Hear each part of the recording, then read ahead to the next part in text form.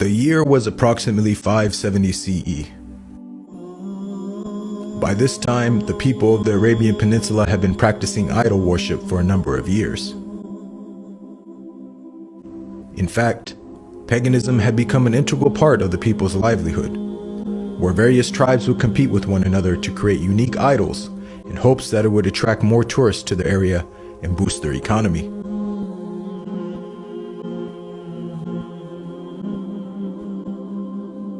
None were more successful in this endeavor than the people of Mecca. And by the end of the 6th century, the city of Mecca had become the center point for all religious tourism and trade in the region. That was until a Yemeni king by the name of Abraha had decided that he wanted his kingdom to the south to become the central religious and economic point in the Arabian Peninsula. And so, Abraha devised a plan to create an immaculate building that would be so grand it would overshadow the city of Mecca and attract all of its tourists and business.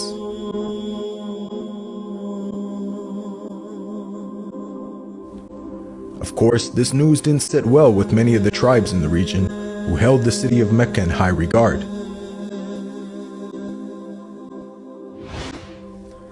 One night, a short while after the initial opening of Abraha's new building, a lone tribesman managed to sneak into the area undetected. He then proceeded to desecrate the whole building.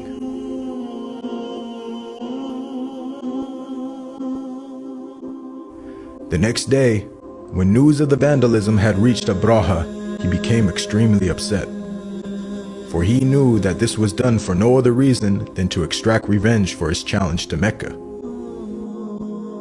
And so, Abraha gathered his troops and announced that he intended to go and destroy the sacred house in Mecca once and for all.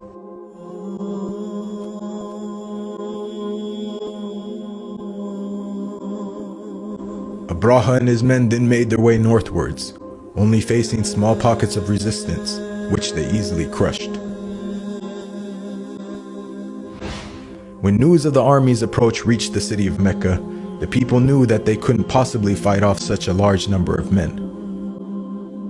And so, the people of Mecca decided that their only option was to retreat to the surrounding mountaintops and wait until Abraha and his men had fulfilled their task and left.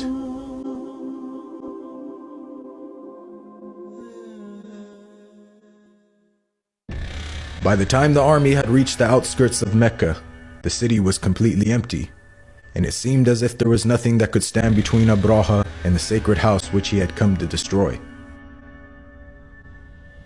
The army then began to march onwards, but then suddenly, Abraha's elephant refused to go any further. And it was then, at that very moment, that God's punishment appeared on the horizon. One of the reasons why the people were so terrified of Abraha and his men was because they used to employ elephants in their army, which is considered one of the largest creatures in the animal kingdom. And so, God Almighty responded to Abraha's arrogance by sending an army of one of the smallest and most harmless creatures on earth to destroy them. As the flock drew near, the birds then quickly began to descend, casting their stones on Abraha and their men with such speed and force that it said that most of the men were killed right on the spot.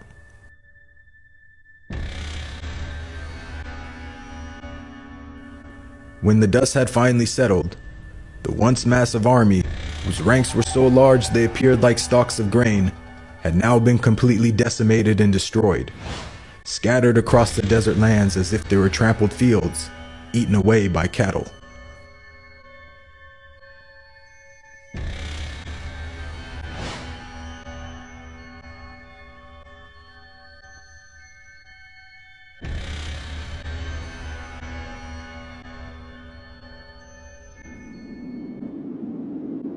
As all this was taking place, some distance away, far upon the mountaintops surrounding Mecca, the people of the city stood and watched in amazement as everything unfolded.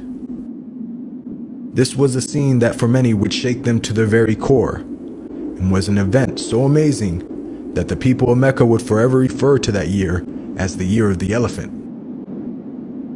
God Almighty would later address the people of Mecca in the Quran, saying, "Have you not seen how your Lord dealt with the people of the elephant?